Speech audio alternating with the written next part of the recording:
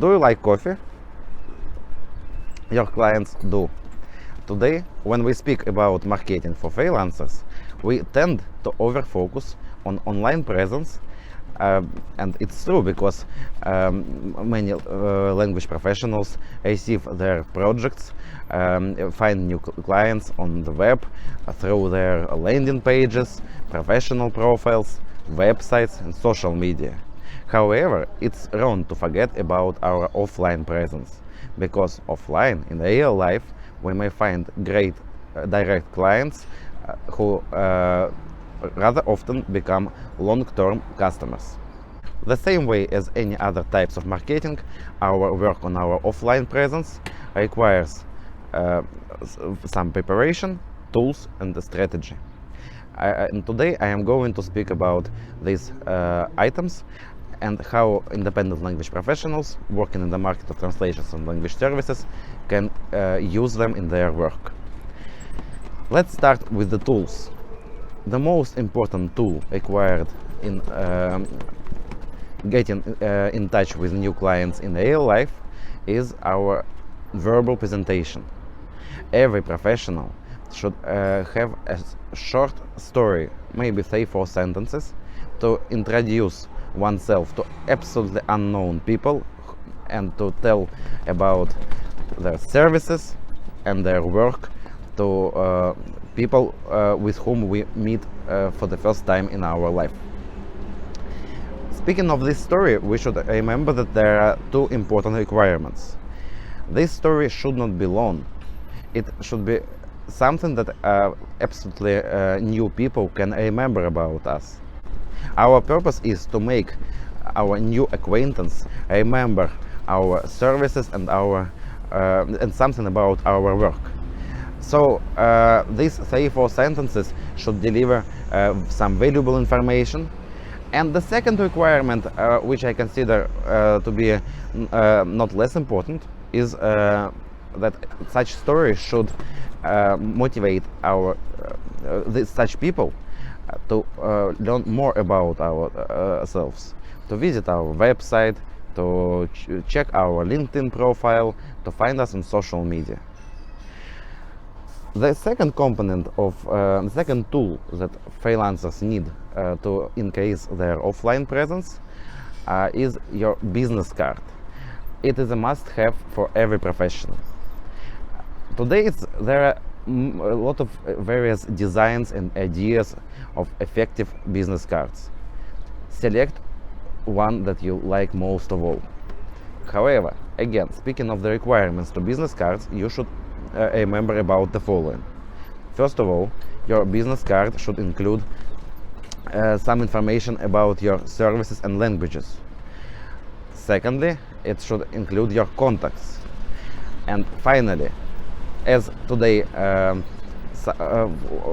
the internet is an important, essential part of our life, you should foresee some things that on your visit cards that help people to find you on the web.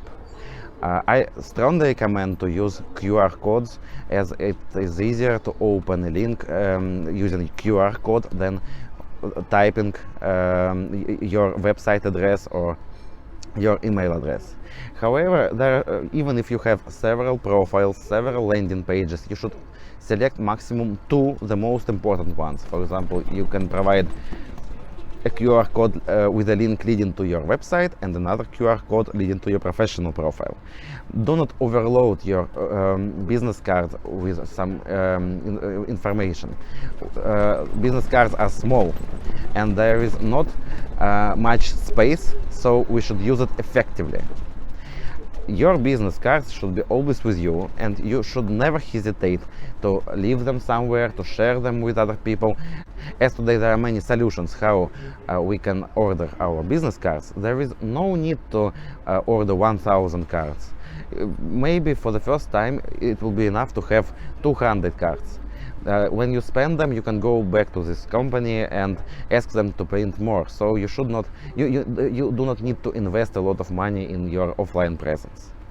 The third thing third tool that I recommend to have is sort of a leaflet or flyer with presentation of your services. This area of leaflets and flyers is bigger than business cards, so you can tell more about yourself. As for me, freelancers' leaflets and flyers should look like a printed version of their presentations to the new clients. Why do we need to have business cards and flyers? Because after we introduce ourselves to new people, in order to make them remember us, we should give them something. They should take something with them, so afterwards, in the future, they can return they can find such materials, and they can get in touch with us when they have a need for our services. Additionally, you can also turn on your creativity and add some more handout materials to your kit.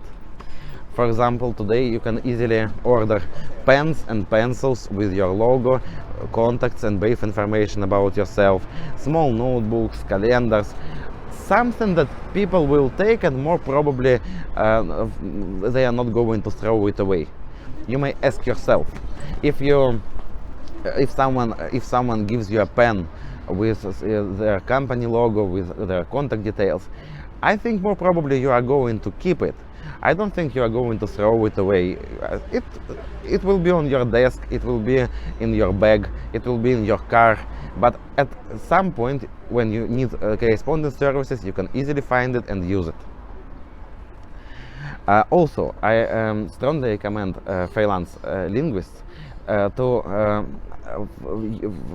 order some envelopes to deliver hard copies of their translations. It also adds such envelopes, such folders with your logo, with your some information about you and your services, also send a strong signal of professionalism to your clients.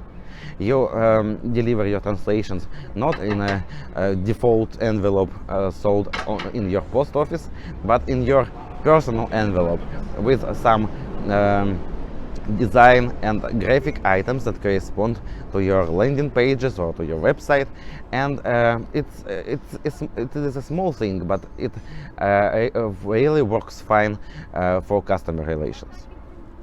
So when you have all the tools, all painted materials, on handout materials, you are ready to start working on your offline presence.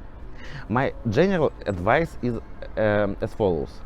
Never hesitate to introduce yourself to people, and never hesitate to remind people about your business, about your services. We all tend to forget some information that we consider not so important by the time when we receive it.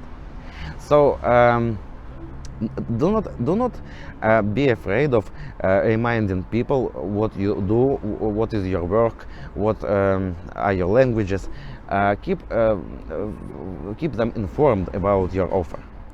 And here you should understand that you may meet your next customer in a train, in a cafe, in the most unexpected places. And in order to succeed, you should be ready to present yourself with a short story, to give something, to give your contacts in the form of a business card, and maybe to give some of your handout materials, your leaflet, or some items that you can order with your name and your logo, so this person can take it, and keep it. What is the strategy of increasing the offline presence? What is the strategy of the offline marketing? First of all, the first point is that our family, all our relatives, all our family members, even the most distant ones, should know about our work, should know what we do. So use any meetings with your family members to spread the word about your services. Again, do not hesitate to do it.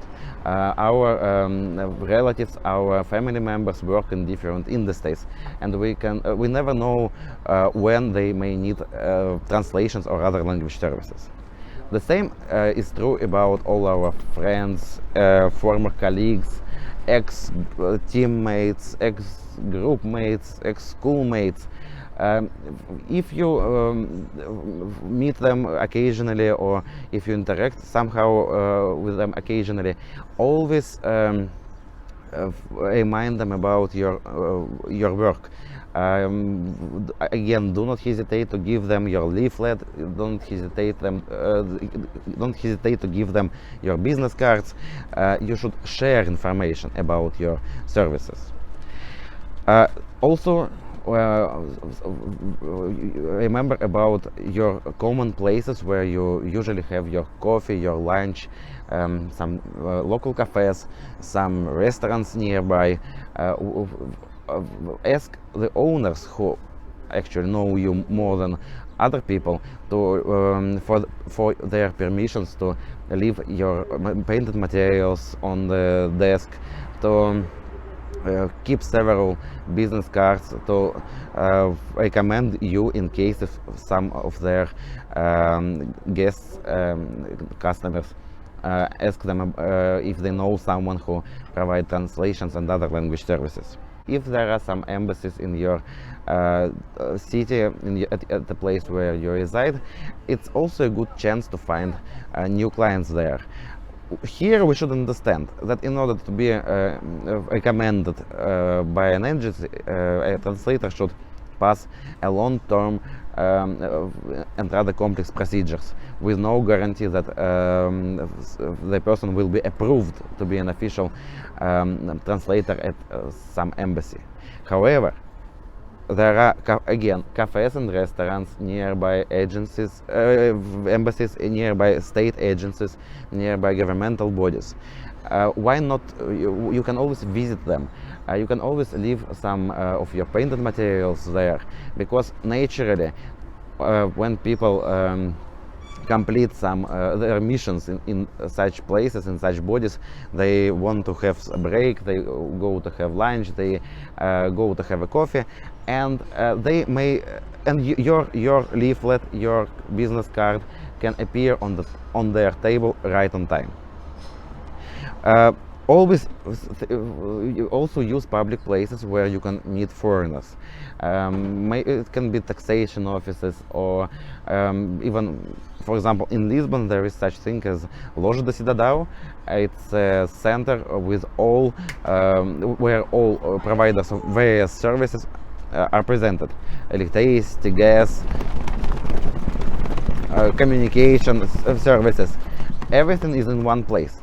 And there are a lot of desks for people to fill in some forms and so on. Do not hesitate to put some of your painted materials on such desks. Do not hesitate to ask administrators if you can leave some of your business cards. Of course, choose such places where there are foreigners.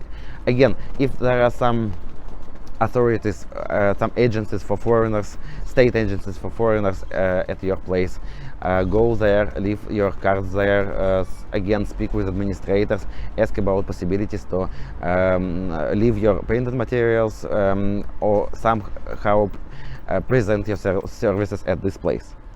I can also add hotels, because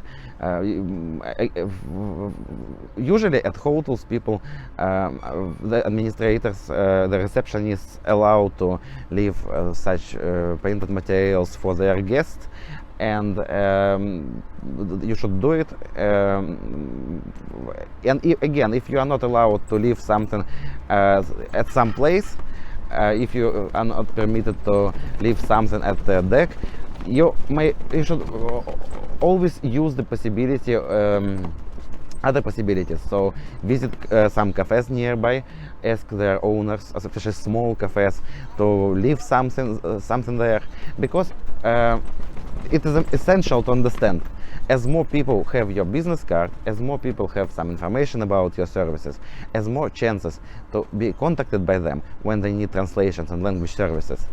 And even if they contact you for some recommendations, for some advice, even if they need some languages or services that you do not offer, it also increases your involvement. It allows you to recommend someone. It allows you to contribute to the professional community. Finally, it makes you an expert for these people. If I need a translation from English into Japanese, I will ask at first a translator who works with other languages. Maybe he or she can recommend me someone.